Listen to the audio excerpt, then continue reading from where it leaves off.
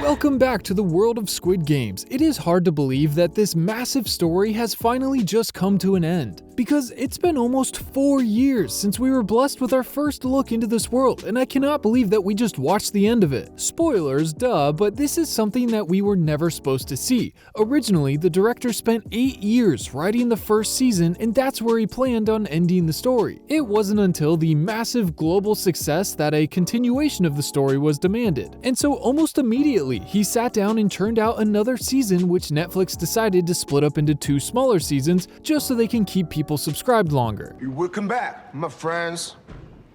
But after seeing the events unfold, you can kind of tell that this was meant to be a one-season story. There were some elements that left a ton of fans feeling so unsatisfied, and even the main actors commented on feeling numb and in shock after reading the finale. Now, don't get me wrong, I really enjoyed season 2, but unfortunately, there was a lot of things that I was really excited to see in season 3 that just never made it to the screen. For starters, Jun-ho, one of the main characters. He had such a good arc trying to track down and find these mysterious games in season 1, only to learn that his long-lost brother is the one running them. And his ending, getting shot by his brother in a non-fatal area, leaving his survival up in the air for the viewers, was amazing. But since then, he has spent exactly 1 hour and 15 minutes of screen time searching for the island and his brother Jun-ho. That's longer than almost every single episode in the entire show, and it's just Jun-ho going in circles on the boat searching non-stop. And keep in mind, he's also searching in the background of all of the other scenes as well, almost 3 full seasons worth. And when he does find the island and his brother, both scenes take up 3.5 minutes total. Can you believe that? All of that time searching, and then when he finally discovers it, they blow it up. He doesn't have time to even catch up to Jun-ho. I really was looking forward to a small conversation at the very least between these 2 main characters. There was so much potential with this alone, and I feel like they just wasted our time and anticipation with how they ended it. Even the post-finale follow-up, it shows that Jun-ho delivered the baby to Jun-ho, and then that's it. It seems like since their brief face-to-face and a baby delivery, he's content with that and is going to stop pursuing him. Are you kidding me? And what about all his efforts to stop the Squid Games? He called the Coast Guard and we saw them start to show up, but what happened after that? Did they start an investigation on the island at least? Does all his superiors know that he's not crazy now? Did the Squid Game workers escape scot-free with this massive Coast Guard ship here? They didn't see a huge vessel fleeing the scene of the island explosion and think that was suspicious? And that's not even the worst of it. What happened with the huge frontman reveal? I was so looking forward to Gi-hun getting called to the principal's office to talk with the frontman face to face,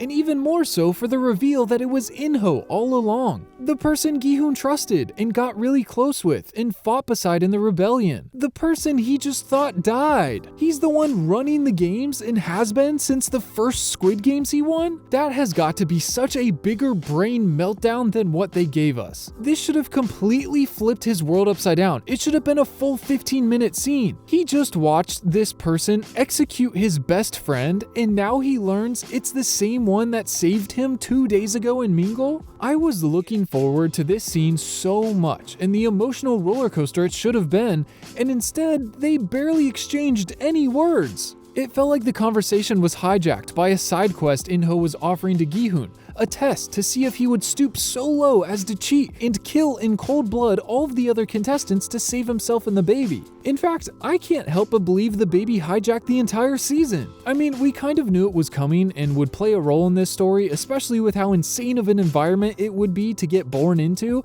but it didn't need to change everything as much as it did. Gi-hun's entire character was built around being a good guy and seeing the good in the worst of people. And all of this gets completely thrown out the door after the rebellion at the end of season 2. Seeing his best friend get eliminated in front of him, along with all the other people that trusted him and followed him to help try to overthrow this sadistic operation, all died. And now that he has blood on his hands, it completely breaks him. He was dead inside. until somebody told him that Dae-ho was too scared to run back to the others with the extra ammo, and then Gi-hun completely transfers 100% of the blame onto Dae-ho. This just seemed so wrong and shallow of him to do. He instantly forfeit all of his responsibility and blamed it on someone else. So much so to the point where he hunted him down and murdered him. This was Gi-hun's first kill in the entire show. He survived every game up until this point without killing anyone. But I feel like him murdering Dae-ho, as much as he had to do it to survive this specific game as a player on the red team,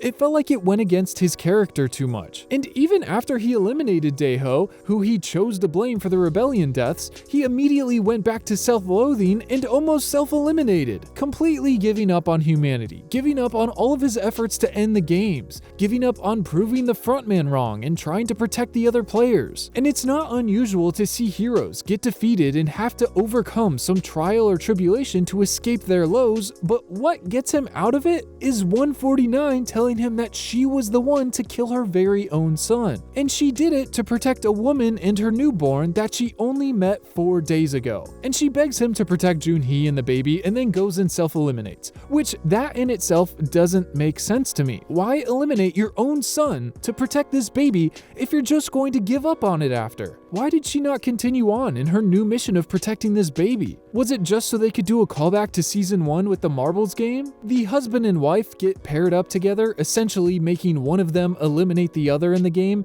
and then shortly after, the one that survived self-eliminated. I just don't get that at all. It wasn't worth it. It didn't make sense. Just like how I also don't get that only 5% of people watching this video right now are actually subscribed. If you wouldn't mind helping me raise this number even just 1%, it would really help support the channel so I can make more fun videos. Go down and punch the subscribe button, pretend it's 333 in the last game, and just punch it right in the face. Okay, thank you so much guys, I appreciate it. Now, like we were saying, Gi-hun snaps out of his rut because an old woman got the attention of the last 1% of his humanity left in him, and he agrees to protect the baby. It's like he just needed a new mission, like the one he came here with just didn't matter anymore. He completely abandoned it. So now we're watching the main character on a new path, solely to protect CG baby, and that's fine and all, but ending the show with Gi-hun eliminating himself and letting the baby win just felt so unsatisfactory. And maybe that's a little bit due to them using a fully CGI baby, and we as the audience weren't able to make that emotional human connection to this CG baby,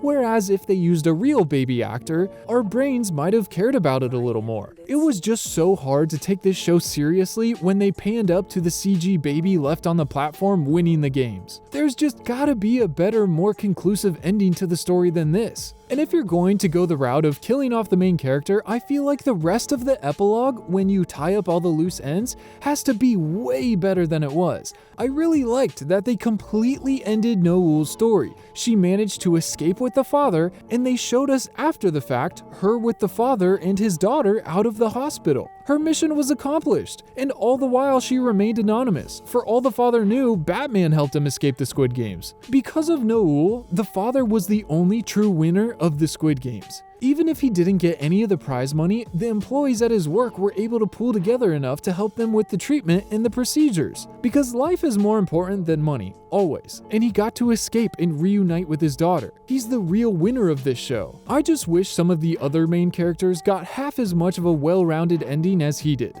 Even In-ho's flashback, I was so excited when they teased this. I was hoping they would show his interaction with Il-nam where he gets asked to become the frontman. That's such an important moment of In-ho's character arc, and it's quite literally the turning point, where he embraced turning his back on humanity. Him giving up on humanity versus Gi-hun always being there to fight for humanity is the whole point of the show. Yeah, I'm sure going through the Squid Games changed In-ho, but him accepting the offer to be the one responsible for all of these player deaths is a whole nother level, and I just can't believe we didn't see any of that. I can't believe they just abandoned all potential to see the good left in In-ho that they were hinting at all through season 2. because I truly wanted so much to see Gi-hun continue his struggle to prove to the frontman and In-ho that humanity does matter. These players' lives are worth more than their disposable entertainment. It felt like they wanted to show us that In-ho might still have some good left in him, and this season it just felt like he was a completely different character. He almost had no lines. All of his personality was gone. As soon as he went back to being the frontman, it just seemed like they stopped caring about his character.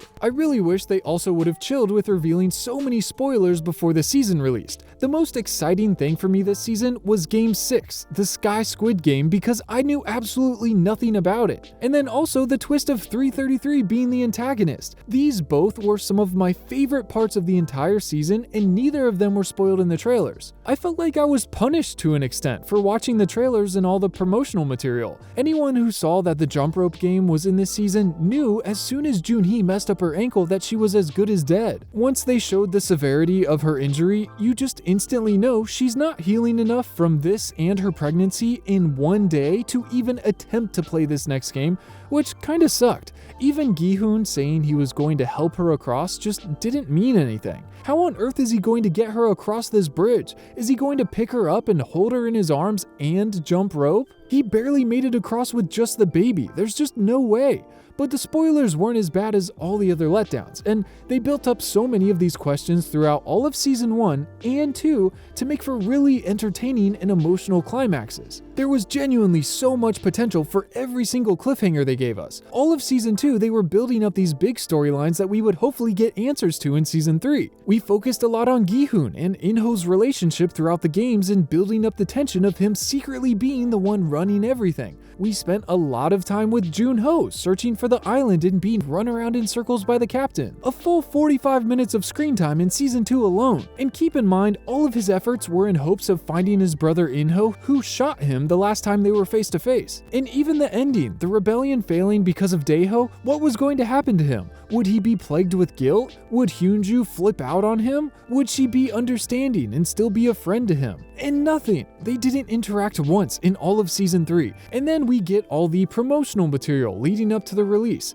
They massively teased the actual meeting with Gi-hun and In-ho and the flashback. Oh my gosh, I went crazy when they released this image of In-ho's flashback during his 2015 Squid Games. I just feel like they wanted us to be excited for all the answers they were hyping up and building excitement around, only to not answer anything. I mean, Jun-ho finding his brother was such a letdown, and that was the thing you answer at the very least. It had so much potential and was my favorite cliffhanger of all of Season 1, and it just felt like that meme. I hope you're hungry. For nothing. I was really hoping that in the post-finale scene they would tease him hot on In-ho's trail, or watching him from afar, or finally going to his house and meeting him. But it was quite the opposite. He's just giving up, I guess. Don't get me wrong, I did still really enjoy watching Season 3, and I loved Season 2. I don't think it was a waste by any means. I loved the death games, Starry Night and Jump Rope and the Sky Squid game. They were all great, and I loved the huge plot twist of 333 being the bad guy. It felt like we were watching him walk the line of good and evil all season, and then at the very end of the show we finally see him fall to the dark side and embrace his true colors. We actually see him become the worst parts of himself, and it was mental. I just wish they concluded the show better. There was too many loose ends to leave so open-ended. I might do a video soon trying to fix Season 3 and rewrite it to a certain extent, trying to see if there's a good, satisfying way to end everything. Thanks so much for watching the video. I will see you soon in the next one. Peace.